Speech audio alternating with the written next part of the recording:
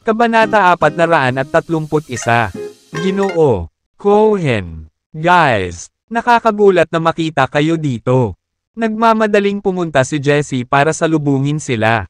Samantala, marami pang iba sa kahabaan ng koridor na bumati din sa matanda.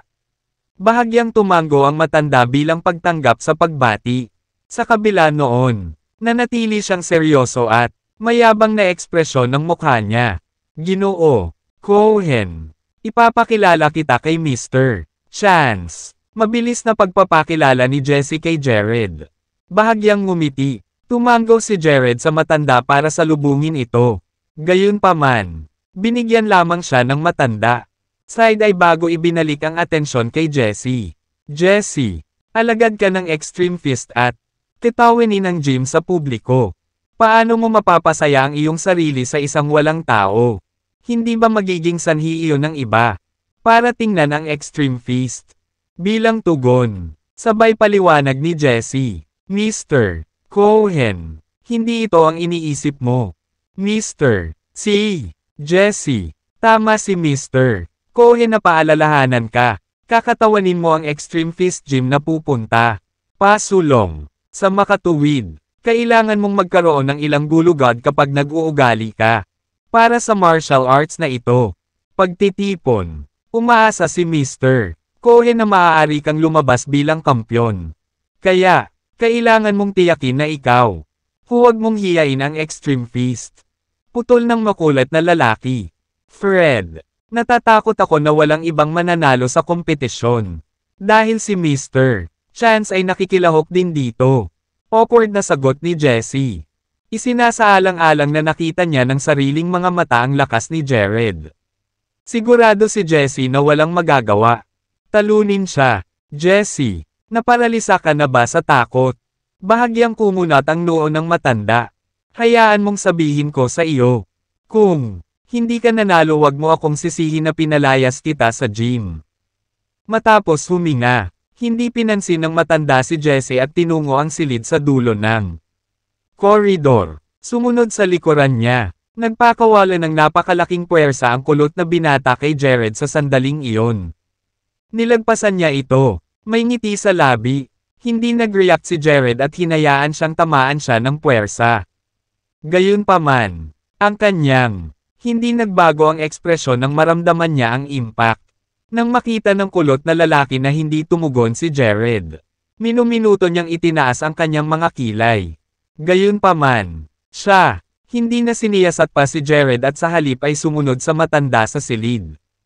Tungkol naman sa matipunong lalaki, ngumiti ito kay Jessie. Jessie, huwag kang mag-alala dyan. Si Mr. Cohen ay palaging ganyan. Lahat, kailangan mong gawin ay subukan ang iyong makakaya. Isinasaalang-alang ang iyong kasalukuyang lakas. Naninindigan ka ng mabuti. Pagkakataong manalo pa rin sa kompetisyon. Matapos tapikin si Jessie sa balikat, umalis ang matipunong lalaki para sumama sa mga kasama niya. Ginoo Cohen. Nang makita sila ni Jessie na pumasok sa huling silid sa kahabaan ng koridor, laking gulat niya, dahil inilaan niya ang silid para kay Jared. Akmang tatakbo na si Jessie sa kanila. Pinigilan siya ni Jared at umiling kay Jessie. Naiintindihan man niya ang intensyon ni Jessie. Ayaw niyang mapag-alitan na naman si Jessie ng kanyang mentor. Kung saan man siya tumuloy ay walang pinagkaiba sa kanya. Ginoo Chance, I'm really sorry. Paumanhin ni Jessie sa awkward na tono. Pagkatapos niyang ayusin ang isa pang silid sa tabi ni Jared, ipinaliwanag ni Jessie kung sino ang mga taong iyon. Ay, nalaman ni Jared na ang matanda ay si Lionel Cohen, na siyang pinuno ng Extreme Fist Gym. Ang matipuno, ang binata ay si Landon Golden, habang ang kulot ay si Fred Golden. Pareho silang nagmula sa parehong nayon at naging mga alagad ni Lionel sa murang edad. Pagkaraan ng ilang sandali ay bumalik si Jessie sa katabing silid. Sa napakaikling sandali, isang malakas, maririnig mula rito ang argumento. Ngayong si Jared ay may higit sa tao na pandinig. Malinaw niyang naririnig ang bawat salita sa tabi. Jessie, huwag kang mag-alala kay Mr. Cohen. Parang ordinaryong tao lang ang batang iyon. Bakit takot na takot ka? Sa kanya. Sa totoo lang. Parang na-trauma ka bago pa man mag-away. Ganito ba ang member ng Extreme Fist? Dapat kumilos ang Jing. Saway ni Fred. Fred. Matagal ng internal energy grandmaster si Mr. Chance. Talagang hindi ako ang kapareha niya, sabi ni Jessie. Mahina upang hindi marinig ni Jared. Na nananatili sa tabi ng bahay. Grandmaster. May asterisk sa tingin mo ba napakadaling makamit iyon? Naloko ka ng wala. Alam mo na, niloko ka ng brat na iyon na paniwalaan ang kanyang mga salita dahil gusto niyang maging kampyon kaya. Masama. Pabulaanan ni Fred. Totoo naman. Fred. Mr. Chance. Tama na yan. Lumabas ka na ngayon. I want to get some rest. Tahol ni Lionel bago pa matapos ni Jessie. Pangungusap. Nakangiting tumayo si Jared sa tabi ng bintana at dumungaw sa siksikan ng mga lansangan. Marami. Ang mga mandirigma na may panloob na enerhiya ay nakatago sa gitna ng mukhang normal na karamihang ito. Ang bayan ng Tyhaven ay tila ang tanging lugar na naninirahan sa pinakamataas na bilang ng mga internal energy fighters sa buong Jazza at Nothana. Nang sumapit ang gabi, kumatok si Jessie sa pintuan ni Jared at inanyayahan siyang maghapunan. Puno ang restaurant na walang dagdag na pribadong lounge na may book. Itinuring nila ang kanilang sarili. Blessed na nakapili ng table sa malayong sulok habang marami pa rin ang nakapila sa upuan. Si Jessie ay abala sa pagkuha ng mga kubyertos para kay Jared, Lionel, Landon at Fred. Pagkatapos, nag-order siya para sa kanila at personal pang ang naghain ng mga ulam dahil puno ang kamay ng mga waiter sa peak hour.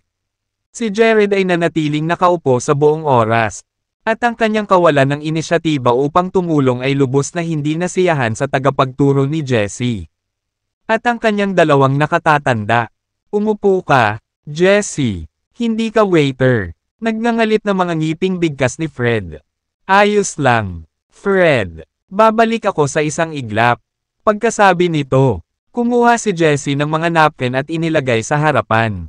Jared, Ginoo, Chance. Eto na sayo. Tumango ang huli. Huwag kang mag-alala tungkol dito. Umupo ka na. Malapit na ang pagkain. Umupo si Jessie sa tabi niya. Nang may hain na ang lahat ng ulam. Nagsimula ng maghukay ang grupo. Maraming martial artists sa restaurant. Kaya natural lang na maingay ang atmosphere at maingay. Narinig mo na ba? Isang binata mula sa Jazza na nasa maagang 20s ang pumatay sa ulo ng Giants. Pamilya sa publiko. Oh, ginawa ko. Sa totoo lang. Namatay si Zachariah pagkatapos ng 2 round sa laban. Inubos niya ang kanyang panloob na enerhiya. Kaya naman napakadali para sa taong iyon na tapusin siya. Whatever it is, ayoko talaga siyang makilala sa martial arts gathering this year. Kung hindi, doon, magiging isa pang mabangis na kalaban na lalabanan. Narinig ni Jared ang lahat ng daldalan nila. Pero nagkunwari siyang parang walang nangyari. Jessie, alam mo ba ang tungkol dito dahil taga Summerbank ka? Tanong ni Lionel. Alam ni Jessie ang pangyayari tulad ng likod ng kanyang palad. Sa katunayan, ang taong sangkot ay nakaupo sa parehong mesa. Nang may sasabihin pa sana siya ay sinenyasan siya ni Jared na huwag. Kaya naman, sumagot si Jessie, mahinahon. Halos hindi ko narinig ang tungkol dito.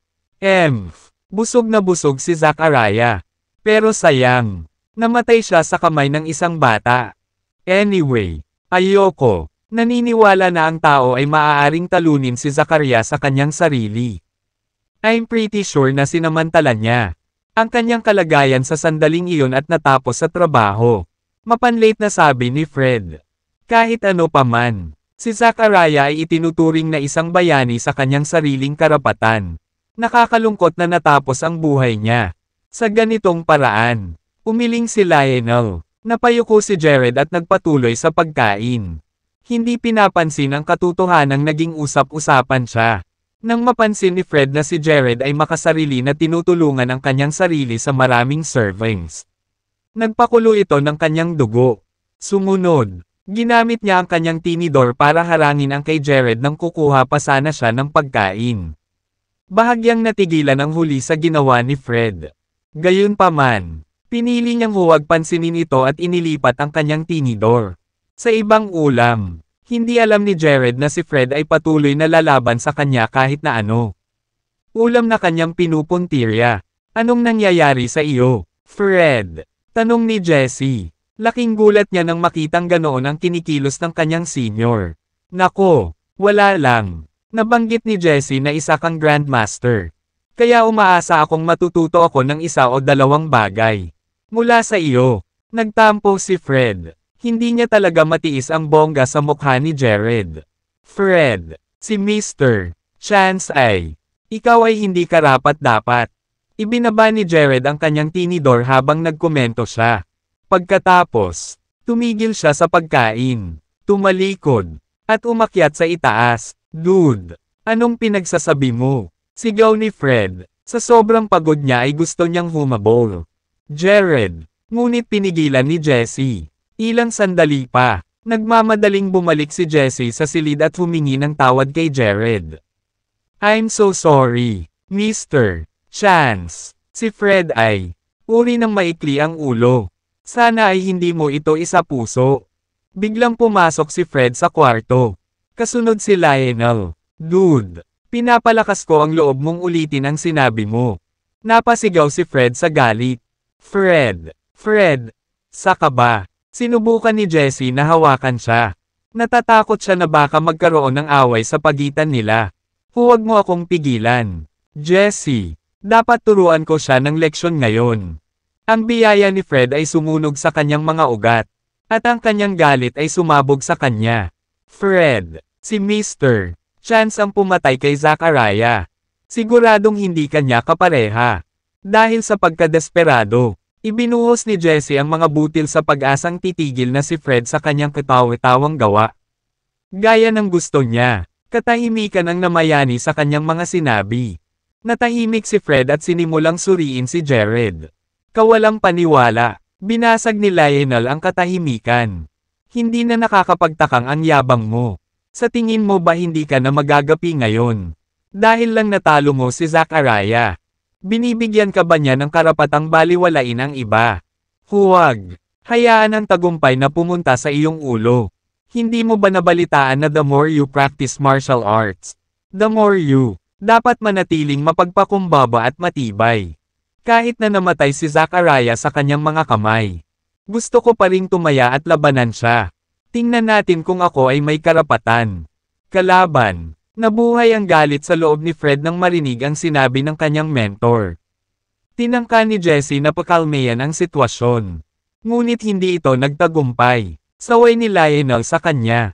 Stop holding him. Bumalik ka, Jessie. Kung hindi, puputulan kita. Nang marinig ang mahigpit na babala.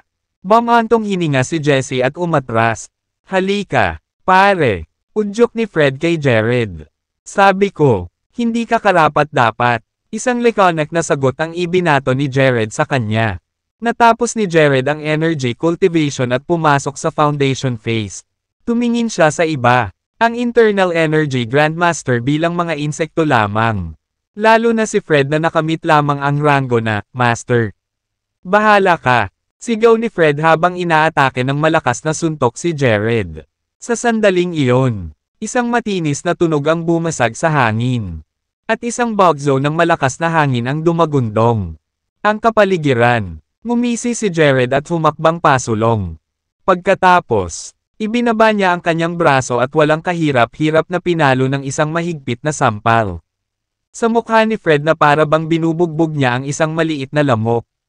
Smack! Isang malutong na tunog ang umalangaw-ngaw sa silid. Ang mahigpit na pagkakahawak ng kamao ni Fred ay nakasabit pa rin sa himpapawid habang solid. Nakaprint na ang palm print sa mukha niya. Dahil dito, namamaga ang kalahati ng kanyang mukha at iilan. Ngipin ay pinalipad. Nabigla siya sa kaibuturan at hindi nakapagsalita. Si Lionel, masyadong, ay ganap na natulala. Ang sampal na ito ay para bigyan ka ng leksyon.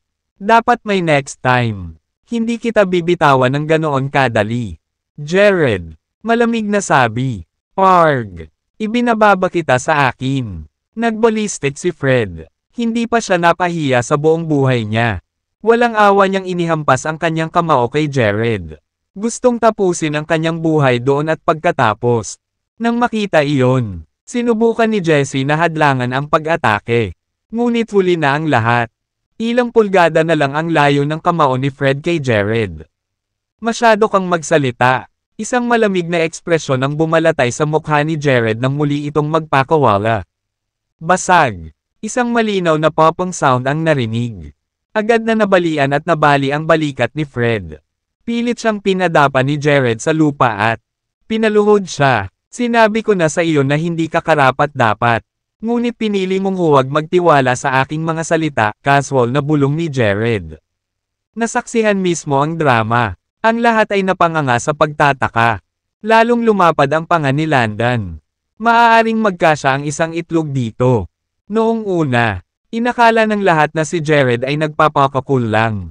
Sinusubukang mauna sa sarili. Hindi kailanman sa isang milyon-milyong taon na sana nilang inaasahan na si Jared ang tunay na pakikitungo. Ang kanyang kahalayan ay nagmula sa kanyang totoo. Mga kakayahan. Hoy, Punk! How dare you saktan ang alagad ko? Paano kung kinuha mo ang buhay ni Zacarias? Dahil si Fred ay hindi karapat-dapat. Pagkatapos ay hayaan mo akong pumalit sa kanya at makipag-away sa iyo. Namula si Lionel nang marinig niya ang kanyang minamahal na alagad na sumisigaw sa sakit. Hindi napigilan. Binigyan siya ni Jared ng malamig na titig at inulit ang kanyang karaniwang linya. Hindi ka rin karapat-dapat. Ano? Ang kabastusan at pagmamataas. Lalong tumindi ang pamatay na hangarin sa mga mata ni Lionel. Nang makita iyon, nagmamadaling lumapit si Jessie para itayo si Fred. Pagkatapos, naaawa siyang nakiusap. Please, Mr. Chance. Huwag na. Galit na galit. Para sa kapakanan ko. Please. Kung wala ito sa account mo, hindi lang siya mawawalan ng braso. Wika ni Jared. Salamat, Mr. Chance. Salamat paulit-ulit na nagpahayag ng pasasalamat si Jessie. At tinulungan niya si Fred. Naglakad pabalik kay Lionel. Ginoo, Cohen. Huwag kang magalit. Si Mr. Chance ay, sinubukan ni Jessie ang kanyang makakaya para patahimikan ang kanyang mentor. Magwala. Masungit na umungol si Lionel. Pinandilatan niya si Jared at sinabing, nabali mo ang isang braso ni Fred. Bumalik ka, papawiin ko ang dalawa mong paa. Maging bisita kita. Tiningnan ni Jared si Lionel sa mga mata. Dahilan para kinilig ang huli sa kaba. Ang kanyang tingin ay walang pakialam na para bang lahat kami ay insekto sa kanya. Walang kahit katiting na bahid ng emosyon sa kanyang mga mata. Tingnan natin. Pumayag naman si Lionel. Isang nangingibabaw na aura ang lumabas mula sa kanya, na nagresulta sa isang bulk zone ng hangin na umiikot sa silid at winalis ang bawat maliit na bagay sa lupa. Habang si Lionel ay nag-iipon ng kanyang lakas, isang banayad na zephyr ang dumampi sa kanilang mga mukha at sinakop ang kanyang aura. Ganap, sige at strike na. Huwag mong guluhin ang kwarto ko. Gusto ko itong speak and span. Hindi nabigla kay Lionel. Napangiti si Jared. Isang nakakatakot na tingin ang bumungad sa mga mata ni Lionel. With the way things were, wala siyang choice kundi gawin lahat. Palabas at ilunsad ang kanyang pag-atake. Parg! Sa isang malakas na sigaw. Walang pag-aalinlangan niyang sinuntok si Jared. Itinaas ng huli ang kanyang braso at hinawakan ang kamao ni Lionel. Napinipigilan ang kanyang masamang balak. Paano ito mangyayari? Nanlaki ang mga mata ni Lionel habang hindi makapaniwalang nakatingin kay Jared. Ang aking mabigat na suntok ay puno ng puwersa na katumbas ng 1,000 libra. Paano kaya si Jared? Makatiis na parang ito ang pinakamadaling gawin sa mundo. Sa sandaling iyon, naramdaman ni Lionel ang sakit na nahati sa kanyang kamao. Parang mapupunit. Pinilit niyang makawala sa pagkakahawak ni Jared ngunit natagpuan niya ang sarili niyang na-freeze sa lugar. Marahan. Binigyan siya ni Jared ng mahinang pagtulak at pina-backpedaling siya. Kung hindi dahil kay Jared at Fred na Hinawakan siya doon at pagkatapos, babagsak na sana si Lionel sa lupa. Sinabi ko sa iyo, hindi ikaw ang nararapat kong kapareha. Dahil ikaw ang mentor ni Jessie. Ililibre ko ito sa iyo. Minsan, kung galitin mo pa ako, sisiguraduhin kong mamamatay ka sa isang pangit na kamatayan. Mataray na wika ni Jared. Dahil sa kahihiyan at panlulumo. Ang mukha ni Lionel ay kasing itim ng karbon. Sa wakas ay napagtanto niya na ang lamig ni Jared. At ang walang pakialam na tingin ay isang tunay na salamin ng kanyang personal na pagtingin sa iba walang halaga. Nakatingin ng masama. Bumantong hininga siya at inamin ang pagkatalo. Kami ay mga mangmang na hindi nakilala ang isang Grandmaster. Humihingi ako ng paumanhin sa pagkakasala sa iyo. Mr. Chance. Binago ni Lionel ang paraan ng pagharap kay Jared at yumuko pa ito sa kanya bago lumabas ng kwarto. Sinundan siya ni Jessie palabas. Tila isang dekada na ang edad ni Lionel sa loob ng ilang segundo. Mukhang mahina. Sabi niya, kaawa-awa. Pakibigay ang kwarto ko kay Mr. Chance. Hindi ko ito karapat-dapat. Tumango si Jessie at ipinarating ang mensahe kay Jared. Na malugod na tinanggap ang alok at lumipat sa kwarto sa dulong bahagi ng hallway. Pagsapit ng gabi, naging masigla ang mga lansangan. Iminungkahi ni Jared, Jessie, bakit hindi mo ako samahan na gumala sa lugar na ito? Tingnan natin kung meron. Anumang bagay na kawili-wili. Mariing tumango si Jessie. Oo naman, Mr. Chance. Dadalhin kita sa Trader Street. Ito ay isang pansamantalang lugar na itinayo. Mapadali ang pangangalakal ng mga espesyal na kalakal sa pagitan ng mga martial artist. Maya-maya, dumating sila sa makulay na Trader Street na puno ng nasasabik na buzz. Mayroong mga tindahan na nagbebenta ng mga halamang gamot. Mga gamot, jade, kaldero, espada, at isang malawak na hanay ng mga armas. Habang nililibot ni Jared ang lugar, nadismaya siya nang makitang walang kahanga-hanga.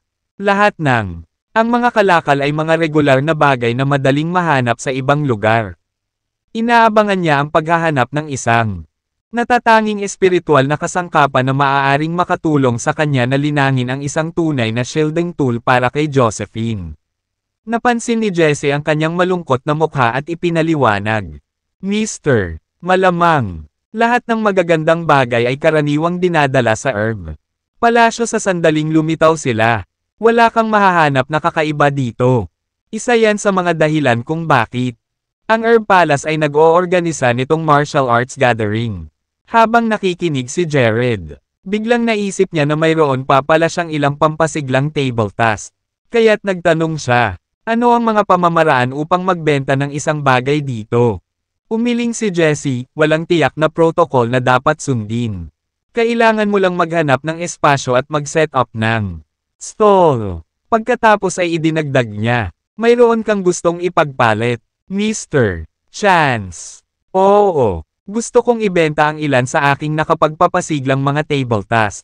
Pagkasabi nito, nakita ni Jared ang isang bakanting lugar at agad itong inookupahan. Pagkatapos, inilabas niya ang mga table task. Sinuri ni Jessie ang madilim na kulay ng mga table task sa mga kamay ni Jared.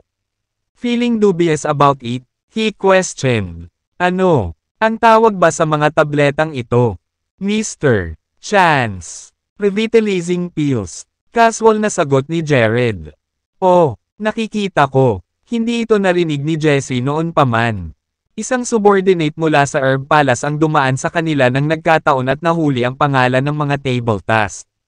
Kinuha niya ang isang mabilis na sulyap kay Jared na walang malay at umalis sa bilis ng kidlat. Hindi nagtagal, sumugod ang mayordoma mula sa Herb Palace na si Jeremy kasama ang kanyang nasasakupan. Bago ito, inutusan ni Spencer si Jeremy na hanapin ang mga tabletang nagpapasigla.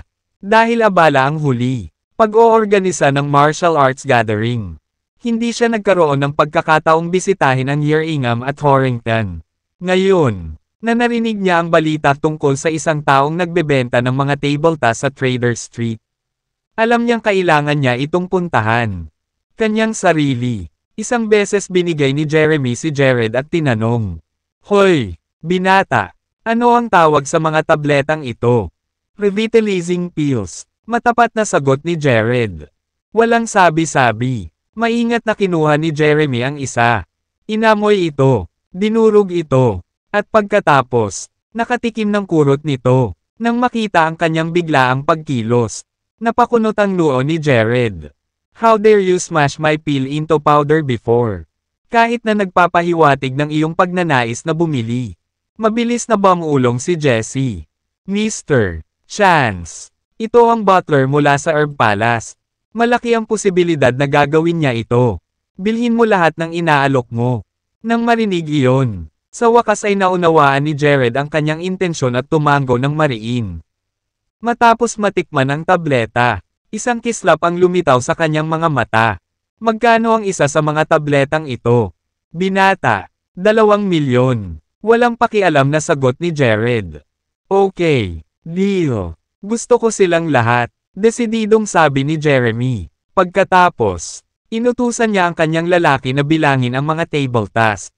Sa pamamagitan ng, ang paraan. Binata, maaari mo bang sabihin sa akin kung sino ang nagtanim ng mga tabletang ito? Ako mismo ang gumawa nito. Pagmamalaki ni Jared. Ikaw. Gulat na tinitigan siya ni Jeremy. Bibilangin mo sila ng mabilis at ilipat sa akin ang mga pondo sa lalong madaling panahon. Gusto kong bumalik at magpahinga. Hindi mapakali si Jared na kumbansihin si Jeremy na siya mismo ang gumawa ng mga table tasks. Nang aalis na si Jared nang matanggap ang pera. Tumawag si Jeremy. Bata, iniisip ko kung mayroon kang ilang oras upang maglakbay sa Herb Palace. Nais kang makilala ng punong palasyo. Sandaling nag-alinlangan si Jared bago tumango. Oo naman. Sinadya rin niyang makipagkita sa punong palasyo. Kung maaari tayong magbahagi ng isang matibay na samahan. Maaaring magagawa ko. Samantalahin ang mahusay na mapagkukunan sa Herb Palace. Hinayaan ni Jared na bumalik si Jessie na mag-isa habang sinusundan niya si Jeremy pabalik sa palasyo. Samantala, napangiti si Spencer nang malaman na natagpuan ng kanyang kampan ang taong nakakaalam. Kung paano linangin ang revitalizing pills. Ito ay isang piraso ng kahanga-hangang balita sa palasyo kung maaari naming upahan siya o tuklasin ang mga paraan upang linangin ang mga table tasks. Gayunpaman, nang makilala ni Spencer si Jared sa unang pagkakataon, medyo nabigo siya. Nasa kanya lang siya. 20s. Maaari bang linangin ng isang kaedad niya ang mga tabletang nakapagpapasigla? Hindi ba dapat isang taong may karanasan? Sino ang gumawa nito ng ilang dekada? Punong palasyo. Nandito siya. Magalang na ulat ni Jeremy. Tumango si Spencer habang sinusuri si Jared. Ikaw ang nagel-inang ng mga tabletang nagpapasigla. Nag-aalinlangan ang tono ng boses niya. Hindi niya maiwasang manatiling maghinala. Pagkatapos ng lahat, ito ay napaka-normal para sa mga scammer upang makabuo ng mga kaakit-akit na kwento upang makakuha ng access sa Herb Palace. Maaari akong umalis kung hindi ka maniniwala sa akin. Mahinahong wika ni Jared at saka tumalikod para umalis. Nagulat si Spencer sa kanyang tugon. Agad niya itong pinigilan sa paghakbang. Huwag. Isip-isip ko ng malakas. Binata. I've never seen such a young alchemy master. Kaya nga, please, umupo ka na. Walang dahilan para umalis ka agad si Jared. Nang tanggapin ang paghingi ng tawad ni Spencer, pinili niyang manatili. Ihain mo kami ng tsaa. Sumenya si Spencer kay Jeremy. Nakangiting lumingon siya kay Jared. Paano kita haharapin? Binata. Jared Chance. Sagot ng bata. Nang marinig ni Spencer ang pangalan.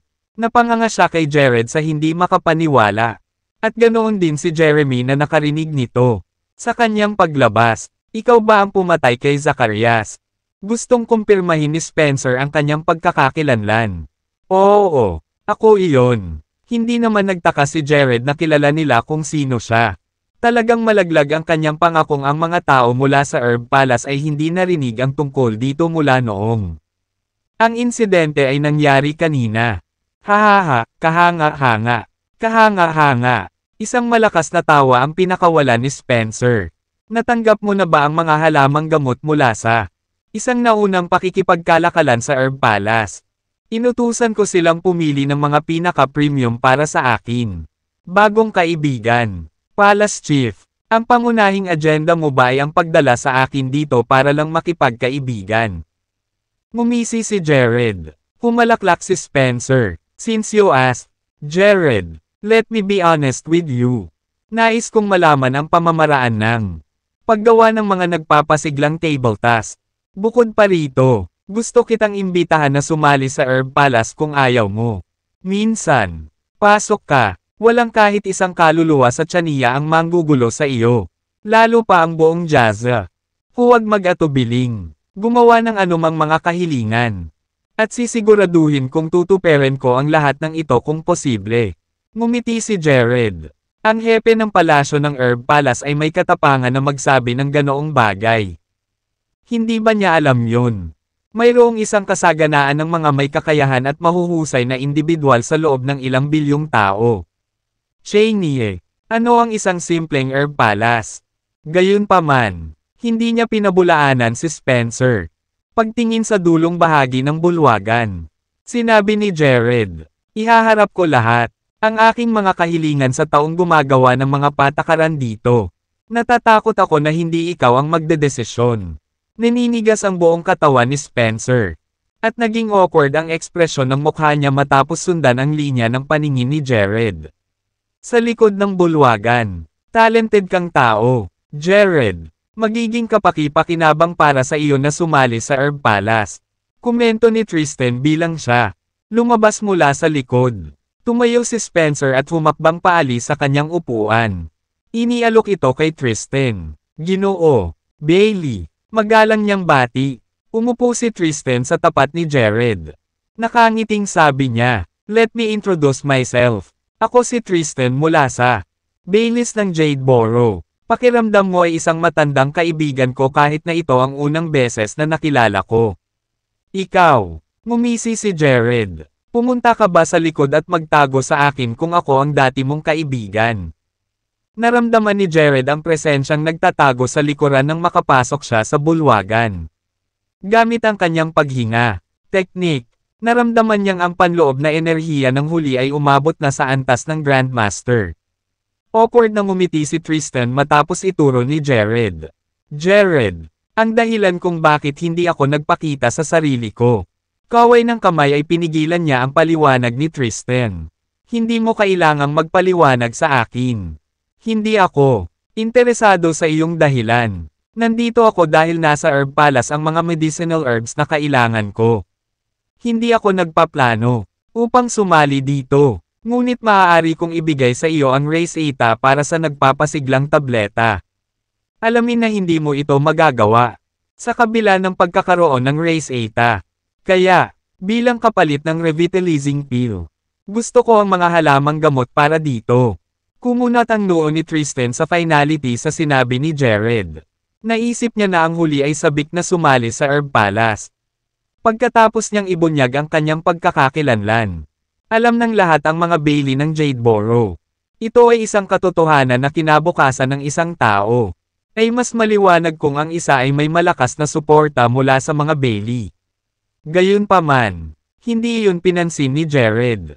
Jared, alam kong nasa kurot ka lately. Maaaring napatay mo si Zachariah. Ngunit mayroon siyang kapatid na si Derek. Jadeboro, hindi man sila close. Magkadugo sila. Siguradong maghihiganti si Derek sa kanya.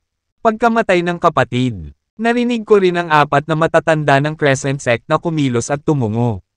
Jazza, matutulungan kita sa lahat ng ito kung sasali ka sa Herb Palace. Mapapailalim ka sa proteksyon ng mga Bailey. Sabi ni Tristan. Napako ang tingin niya kay Jared. Ako mismo ang hahawak sa lahat ng ito. Sa karamihan, papatayin ko ang sino mang lumapit sa akin. Sinabi ito ni Jared sa mahinang tono. Ngunit parang mayabang ito kay Tristan.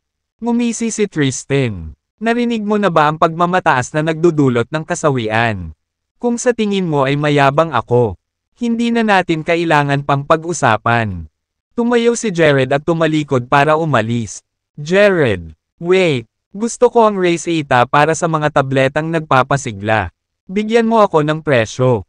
Nang mapansin ang pagpupumilit ni Jared na huwag sumali sa Herb Palace, maaari na lamang gamitin ni Tristan ang pagkuha ng kanyang mga kamay sa Race Eta. Sinabi ko na sa iyo na walang kabuluhan ang pagbibigay sa iyo ng Race Eta. Hindi ka magtatagumpay sa paggawa nito. Jared stated, marami kaming herbologist sa Herb Palace, at walang anumang gamot na hindi nila magawa. Marahil, wala kang Race Eta. Hinamon ni Spencer si Jared matapos marinig kung paano niya minamaliit ang Herb Palace sa maraming pagkakataon. Kung ipipilit mo ang Race Eta, maaari kong ibigay ito sa iyo. Ngunit kailangan mong ipagpalit ito ng kalahati ng mga halamang gamot mula sa Herb Palace. Casual na palitan ni Jared. Noong una ay natarante sina Tristan at Spencer sa kanyang kahilingan. Pagkatapos ay tumindi ang init ng ulo ni Spencer sa kasakiman ni Jared. Alam mo ba kung gaano karaming mga halamang gamot ang nasa Herb Palace? Ang takaw mong itanong ang kalahati nito. Lalong lumalim ang mga kunot sa noo ni Tristan. Ang iyong revitalizing pills ay talagang mahusay. At ang batayan, ang halaga para dito ay mababa. Ngunit ang paghiling para sa kalahati ng mga halamang gamot mula sa buong Herb Palace para dito ay masyadong marami. Hindi mo ba masyadong pinahahalagahan ang sarili mo? Paano kung idagdag ko ang Race Eta para sa tabletang ito? Inabot ni Jared ang isang berdeng tableta mula sa kanyang bulsa at inihagis kay Tristan. May mabango si Tristan. Halimuyak na nagmumula sa kanyang kamay nang mahuli niya ang maliit na bagay. Nagulat ang mga mag-aaral ni Spencer nang makita niya ang tableta sa kamay ni Tristan. Ito ang boosting pill. Ito ay may mas malakas na epekto kaysa sa revitalizing pill. Ang pangunahing tungkulin nito ay palakasin ang panloob na enerhiya at kapangyarihan ng mga martial artist. Maaari din itong pagalingin ang anumang panloob na pinsala. Nalaglag ang panga ni Tristan at Spencer sa paglalarawan ni Jared.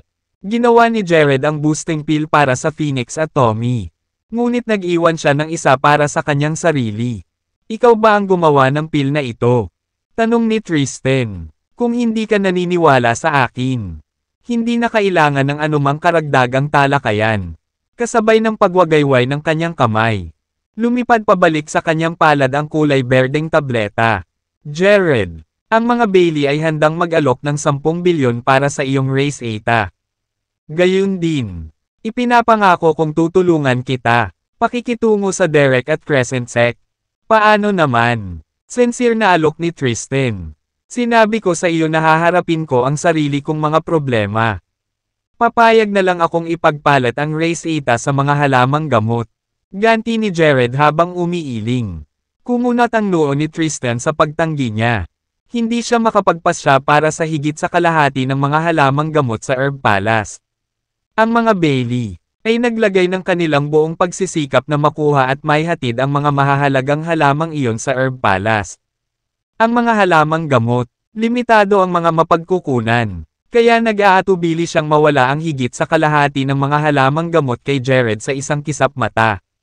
Pagkatapos, umikot si Jared para umalis. Wala siyang nakitang tugon mula kay Tristan. Nakadalawang hakbang pa lang siya nang bumuhos ang isang grupo ng mga lalaki mula sa pasukan at pinalibutan siya. Nahulaan ni Jared na ang mga lalaking ito ay nag-aabang sa simula pa lang. Hindi sana sila pumapasok kung siya pumayag naman sa pakiusap ni Tristan. Matigas ang ekspresyon ni Jared habang nakatingin sa balikat niya kay Tristan. Ano ang ibig sabihin nito? Dapat maging matalino ka at gumawa ng tamang desisyon. Walang sino man ang tumanggi sa Herb Palace. Maaari ka lamang. Umalis ka na kapag binigay mo ang Race Eta. Malamig na sagot ni Spencer imbes na si Tristan. Kaya balak mong nakawin ito sa akin sa sikat ng araw. Humalaklak si Jared. Hindi mahalaga kung paano mo ito inilagay. Ibigay ang Race Eta. O kung hindi. O ano. Isang mabangis na kislap ang sumilay sa mga mata ni Jared habang pinakipot niya ang mga ito. Nanginginig ang buong katawan ni Spencer. Naramdaman ang pagpatay na layunin sa tingin ni Jared. Pagkatapos ng palihim na pagsilip, sa tahimik na Tristan, nagbanta siya, or else you'll gone from this world. Sa dami mo lang. Tumawa si Jared. Ang kanyang paghamak ay kakaiba sa kanyang boses nang sabihin niyang, "Nagbago ako. Aking isipan. Gusto ko lahat ng mga halamang gamot mula sa Herb Palace ay may hatid sa aking bahay. Kung hindi, lilipulin ko ang buong Herb Palace dahil sa pananakot mo." Si Jared ay naghahanap ng dahilan upang makuha ang kanyang mga kamay sa mga halamang gamot mula sa Herb Palace. Dahil si Spencer ay nagkaroon nito. Magiliw na inalok ito sa pamamagitan ng pananakot sa kanya. Malugod niyang tatanggapin ito. Haha, nasisiraan ka na ba ng isip? Brat, sa tingin mo ba hindi ka na magagapi kapag natalo mo na si Zachariah? Malaki ang ego mo para isipin na kaya mong lipulin ang Herb Palace. Ha ha ha ha. Natatawang sabi ni Spencer sa malaki ni Jared. Usapan. Gayunpaman. Patuloy na nanahimik si Tristan na may madilim na tingin. Ngumuso si Jared. Nang hindi sumagot, humakbang siya patungo sa exit. Tigilan mo siya. May ilang lalaking sumugod kay Jared sa utos ni Spencer. Walang tigil. Isang malakas na alon ang lumabas mula kay Jared patungo sa mga lalaking iyon. Itinulak silang lahat, paatras pagkatapos makipagkita ng direkta sa malakas na enerhiya. Damaloy ang galit kay Spencer sa nakita. Ipaglalaban kita. Tumigil ka. Sigaw ni Tristan. Huminto si Spencer sa kanyang dinadaanan at pinanood ang pag-alis ni Jared. Ginoo, Bailey, nagtataka ang tingin ni Spencer kay Tristan. Hayaan mo muna siyang umalis. Mayroon kaming mas mahusay na mga bagay na dapat gawin. Haharapin natin siya pagkatapos ng martial arts. Pagtitipon. Umikot si Tristan at bumalik sa likuran. Sa lobby ng hotel, si Jessie ay paikot-ikot na kinakabahan. Nang mamataan niya si Jared, agad siyang tumakbo patungo sa huli. Ginoo, Chance, okay ka lang. Ay, okay ka lang. Ayos lang ako. Anong meron? Tanong ni Jared na may pagtataka. Ang galing. Isang maluwag na buntong hininga ang pinakawala ni Jessie. Ang pinuno ng Herb Palace ay isang mapagmataas na tao. Ako ay, nag-aalala na baka saktan ka nila. Napangiti si Jared sa kanyang pag-aalala. Walang makakasakit sa akin. Matulog ka na lang. Inabot ni Jared ang boosting pill sa kanyang bulsa at inihagis kay Jessie. Malamang ikaw ang champion para sa martial arts gathering kung kukunin mo ito. Sinulyapan ni Jessie ang tableta. Hindi ito seryoso. Sa halip, hindi makapaniwalang tanong niya, wala ka bang balak, sumali, Mr. Chance? Narinig ko na ang premyo para sa kampyon ay 100 taong gulang na damo. Umiling si Jared. Hindi ako sasali this time. Kailangan kitang bigyan ng pag-asa. Balak sana ni Jared na sumali noong una. Ngunit ngayon na ang mga mata niya sa lahat ng mga halamang gamot mula sa Herb Palace. Wala nang halaga sa kanya ang 100 taong gulang na damo. Baka sa mukha ni Jessie ang excitement. Salamat, Mr. Chance. Naisip ni Jessie na isinuko ni Jared ang titulo ng kampyon sa kanya sa pamamagitan ng paggawa nito. Papunta na sana si Jared sa kwarto niya nang biglang may tumawag sa kanya mula sa likod. Jared. Nakakunot ang noo ni Jared habang nakatingin sa balikat niya. Anong ginagawa niyo dito, girls? Di ba sabi ko sa'yo wag na? Dumating. Kalahati. Sina Josephine at Lisbeth ay kumakaway ng kanilang mga kamay sa kanya habang si Tommy ay kumilos bilang isang bellboy na sumusunod sa likuran. Sila, paumanhin, Mr. Chance, si MS, Sullivan at MS, Grange ay nagpumilit na sumama. Hindi ko sila napigilan. Sabi ni Tommy, nagbitiw, hindi mo kasalanan. Sabi ni Josephine kay Tommy. Pagkatapos ay bumaling kay Jared. Nainas kami pabalik sa Summerbank. Ano ang masama sa pagpunta dito para magsaya sa loob ng ilang araw? May balak ka bang maghanap ng mga babae? Sa likod ko, hindi nakaimik si Jared sa paratang ni Josephine. Nag-aalala ako sa kaligtasan mo. Delikado dito. Bukod dito, halos fully booked na ang mga hotel dito. Wala ka ring matutuluyan. Huwag kang mag-alala. Nakapag-book na ako ng kwarto sa isang hotel. Kahit na ang Granges ay hindi na tulad ng dati. We can manage to book a hotel in a small town like this. Sabi ni Lisbeth. Walang ibang masabi si Jared kundi pumayag siya sa sinabi ni Lisbeth. Hindi naging big deal para sa mga Granges. Mag-book ng hotel sa Summerbank lang. Kung tutuusin, ang mga magulang ni Lisbeth ay mga opisyal ng gobyerno sa lugar na ito. Bumalik si Jared sa kanyang silid upang magpahinga matapos tulungan ang mga babae sa pag-aayos. Nagplano ang mga babae na mamasyal sa paligid ng bayan sa gabi. Ngunit hinikayat sila ni Jared na huwag. Ayaw niyang sumabay sa dalawang babae. Naglalakad sa paligid na walang isip sa kalagitnaan ng gabi. Maraming martial artist na may krudo. Pag-uugali sa paligid ng lugar. At ayaw niyang mag-imbite ng anumang problema sa kanila. Bandang hating gabi na ng mga ingay ng nagmamadaling yabag ang gumising kay Jared mula sa kanyang pagkakatulog. Nagmadali siya. Papunta sa bintana at nakita ang ilang lalaki na humahabol sa isang babae. Ang babae ay tumatakbo palayo sa kanila. Lahat ng kanyang kapangyarihan. Walang ingay ang mga lalaki habang hinahabol nila ang babae. Na para bang ilang beses na nila itong ginawa. Nagpasya si Jared na bumalik sa kama sa tanawing iyon. Walang kinalaman ang nangyari sa pagitan ng magkabilang panig. Kasama siya, hindi siya santo. At wala siyang intensyon na maging isa. Aakyat na sana siya sa kama nang maramdaman niya ang mahinang espiritual na enerhiya na nagmumula sa dalaga.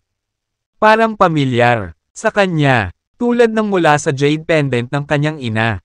Binuksan niya ang bintana at tumalon sa lupa sa ibaba. Pagkatapos ay tumakbo, hinabol ang pangkat. Hindi nagtagal ay nakulong ang dalaga sa isang dead-end na eskinita. Ang kanyang mga kamay ay mahigpit na nakahawak sa isang bagay habang siya nakatingin sa mga lalaking humahabol sa kanya na may halong takot. Nagtago si Jared sa isang sulok habang nanunood. Nagulat siya nang makita ang mukha ng dalaga. Siya ang isa sa larawang ibinigay ni Franco sa mga magulang ni Lisbeth. Naabutan din ni Jared ang isang pamilyar na figure sa mga lalaking humahabol sa kanya. Si Tristan iyon. Sonia. Ibigay mo sa akin. At pakakawalan ko kayo ng iyong ama. Maaari din akong magpagamot sa iyo ng Herb Palace. Kondisyon ni tatay. Alok ni Tristan habang papalapit ito sa kanya. Tumigil ka. Huwag kang lalapit. Baka masira ko itong jade pendant. Nakapinang tingin niya kay Tristan habang siya inihayag ang jade pendant sa kanyang kamay at itinaas ito para makita ng lahat. Agad na huminto si Tristan na may pag-aalala. Mag-usap tayo. Ipapangako ko ang anumang kahilingan mo. Sir, hindi na ako maniniwala sa'yo. Sinira mo ang pamilya ko at gusto mo pa ang pamilya ko. Heirloom. Ang jade pendant. Hindi ako papayag na magkaroon ka nito. Tili ni Sonia na nag-aalab ang galit sa kanyang mga mata. Isipin mo ang iyong ama na may sakit. Hindi ba't ang dahilan kung bakit ka nandito ay para gamutin siya ng Herb Palace? Pwede akong umorder them to treat him at this instant. Pangungumbinsi ni Tristan habang dahan-dahan siyang humarap. Hindi ako pupunta dito kung alam kong ang Herb Palace ay isang sangla ng mga Bailey. Mas gugustuhin ko pang mamatay kaysa hayaan itong mahulog sa iyong mga kamay. Ang tingin nito sa kanya ay isang tingin ng pagtanggap. Tinanggap niya ang katotohanang mamamatay siya kahit kailan. Sandali, kaya may determinasyon na kumikinang sa kanyang mga mata. Sa kabila ng kanyang inis, pinipigilan niya ang kanyang init ng ulo habang nagpatuloy. Na-misunderstood mo ako. Ito ay ang mga Cooper na sumire sa mga Jaeger. Hindi kami iyon. Dahil doon, pinalayas ko ang kapatid ko kay Franco. Sa halip, kinasusuklaman mo ang mga Cooper. Ganyan ba kawalanjiya ang lahat ng miyembro ng Bailey? May ilang lalaki pang pumasok sa eskinita. Si Franco ang nangunguna kasama ang ilang elite fighters na kasama niya. Franco, anong ginagawa mo dito? Nagulat si Tristan sa biglang pagsulpot ni Franco. Sa tingin mo ba ang mga Bailey lang ang nakahula na pupunta siya rito? Panunuyan ni Franco, mabuti pang umalis ka na. Nakalimutan mo na ba kung sino ang namamahala dito? Ikaw ay nasa aking lugar. Ang mga Bailey ay ang mga may-ari ng Herb Palace. Sa tingin mo ba may karapatan kang makipagkompetensya sa akin dito? Tristan, nagbanta. Tinatakot mo ba ako? Hindi ako natatakot sa'yo. Sa tingin mo ba ay walang anuman ang mga Cooper dito? Jazze. Lumapit ang isang nasa katanghaliang gulang na lalaki na may parisukat na mukha at makakapal na kilay. Napansin ni Jared na kamukha ni Zachariah ang nasa katanghaliang gulang na lalaki. Derek Jantz. Tanong ni Tristan nang makita ang lalaki. Sa wakas ay napagtanto ni Jared na ang nasa katanghaliang gulang na lalaki ay kapatid ni Zachariah. Si Derek. No wonder tumingin sila. Katulad. Ginoo. Cooper. Bati ni Derek. Si Franco ay tuwang-tuwa kay Tristan. Si Derek ay nagtatrabaho na ngayon sa mga Cooper. Haha. Franco. Bakit ka masaya? Hindi mo ba alam na nalinas ang pamilya Jantz? Ang mga Bailey. Can't care less about a single Derek. Panunuyan ni Tristan. Alam ko naman iyon. Buksan mo ang iyong mga mata. Tristan. Tumingin sa paligid mo at ihambing ang mga kakayahan sa pagitan natin. Ngayon, sa tingin mo ba mapipigilan mo ako kung gusto kong kunin sa iyo ang jade pendant sa sandaling ito? Franco, ngumisi. Nawala ang tawa ni Tristan sa kanyang mukha. Sa kabila ng pantay na bilang ng mga lalaki sa magkabilang panig. Ang mga lalaki ni Franco.